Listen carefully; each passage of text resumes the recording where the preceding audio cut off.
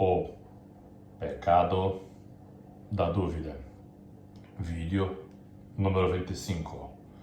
Uma produção Torre Small. Será se antes e Rutherford depois não tivesse manifestado dúvida sobre a crença que frequentavam, não teriam nascido os grupos Estudantes da Bíblia antes e Testemunhas de Jeová depois. A Bíblia, aquela desconhecida dos movimentos de autocontrole, não só ensina, mas convida e encoraja a pesquisar sobre o que se crê, mas parece que os asseclas dos movimentos de autocontrole não têm ouvidos para ouvir, como está escrito desde os profetas, passando por Mateus até Apocalipse. Quando um grupo religioso se diz cristão, mas não atenta para esses conselhos, mostra não conhecer ou não considerar o livro que dizem amar. A Bíblia ensina que se pode questionar sim. No Salmo 34, versículo 8, o salmista diz: provai e vede. Provar significa experimentar, e só se experimenta pesquisando, investigando. Paulo, por exemplo, não tinha uma fé abstrata, mas bem fundamentada, ao ponto de afirmar: sei em quem tenho crido. 2 Timóteo 1:12. O que dizer de Maria, a mãe de Jesus? Quando o anjo lhe apareceu, ela não ficou indiferente como se nada fosse, mas se espantou. Era o início da interação, algo fortemente desaconselhável nos cultos de uniformização de massas. Geralmente, o conselho é fugir ao diálogo. O proclamador, o agente publicitário improvisado, sem diploma, se autoconvence de ser instrutor. Muita pretensão, né, gente? E, portanto, ele fala, o outro ouve e, no máximo, responde, mas nunca ensina nada. O abordado tem só a aprender e nunca a ensinar. Afinal, ele ainda é do mundo. E só se um dia passará do outro lado, poderá receber o falso título de instrutor. São vendedores de ilusão. Mas voltemos a Maria. Pois bem, o anjo lhe fez uma proposta revelação e ela não aceitou e ficou calada, mas se colocou a discutir nada mais, nada menos que com um anjo. Ela defendeu a sua tese de impossibilidade do que o anjo estava dizendo a ela. Ela se pôs a indagar, foi ao fundo, ironizou até, mas depois se deixou convencer da promessa e, mesmo sendo uma jovem mocinha de um subúrbio qualquer, entrou na e para a história universal.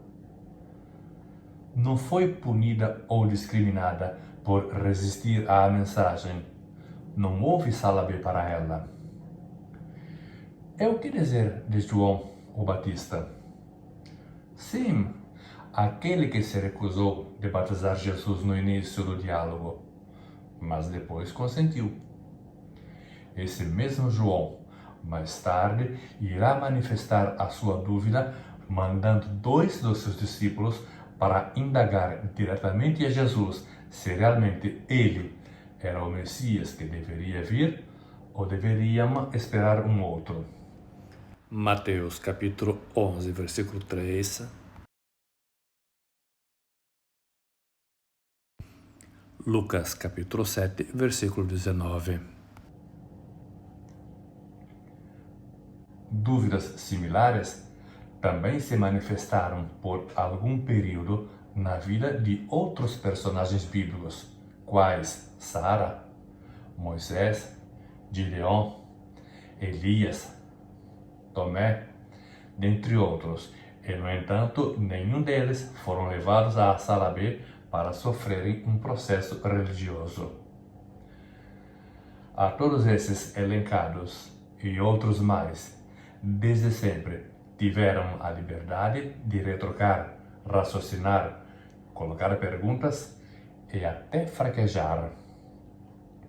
Pelo contrário, em Isaías, capítulo 1, versículo 18, é o próprio Deus em pessoa, segundo a profecia do livro, a encorajar o povo a fazer uma reflexão, um raciocínio juntos. Ele, Deus, e o povo. Vinde, pois, e arrazoemos, diz o Senhor. Ainda que os vossos pecados são como a escarlata, eles se tornarão brancos como a neve. Ainda que são vermelhos como o carmesim, tornar-se-ão como a lã.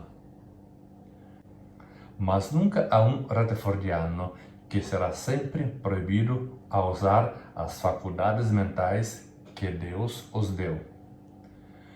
Esnobam esse dom recebido, porque para eles pensar e questionar é pecado. Então, Torresmo pergunta: o que serve a Bíblia para tais grupos? Sabe o que significa arrazoar? Arrazoar é apresentar as razões em juízo, repreender censurando, questionar, falar sobre o assunto mostrando motivos ou opiniões, argumentar, discorrer, expor as causas ou razões numa discussão, altercar, argumentar, discutir. Essas são as principais definições dos dicionários em língua portuguesa.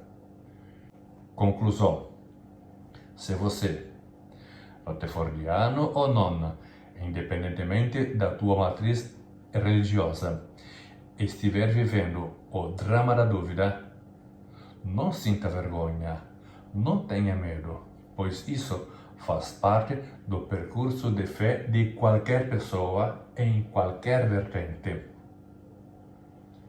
Só tem dúvida quem tem fé. Já pensou nisso? Mas escuta um conselho de quem conhece e estuda movimentos religiosos no mundo e de maneira particular os rutherfordianos. Não comente as tuas dúvidas com os anciãos da tua congregação. A frase mais mentirosa que um ancião pode dirigir aos membros do seu salão é: queremos te ajudar. Todos, literalmente todos os que confessam aos anciãos caem ingenuamente na armadilha da suposta ajuda espiritual. Eles, os anciãos, ainda que inconscientemente se demonstram supostamente interessados, têm de ser leais ao CNPJ que servem. E irão anotar tudo e irão usar tudo isso contra você, não só na sala B, mas enviarão informações confidenciais à Betel local. E dependendo do teor da gravidade, poderão até enviar as suas informações pessoais à sede internacional de Warwick. Tudo isso sem esquecer a inevitável difamação gerada através da fofoca, porque tudo o que você contar poderá vir de conhecimento geral dos outros correligionários. A dúvida não é um sinal de fraqueza, mas uma expressão de busca por uma fé genuína e bem fundamentada. Questionar, investigar e até mesmo desafiar crenças pode levar a uma compreensão mais profunda e a um relacionamento mais autêntico com Deus.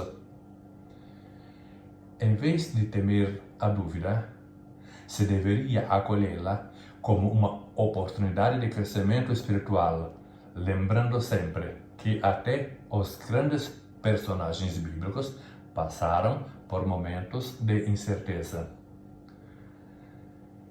Siga-se então o exemplo de Paulo, Maria e João Batista, usando a própria mente e coração para explorar a vastidão da fé que se professa. Assim, se viverá uma espiritualidade mais rica e verdadeira que honra o propósito divino de buscar a verdade com coragem e sinceridade. Torre Small. Somos mal orientados.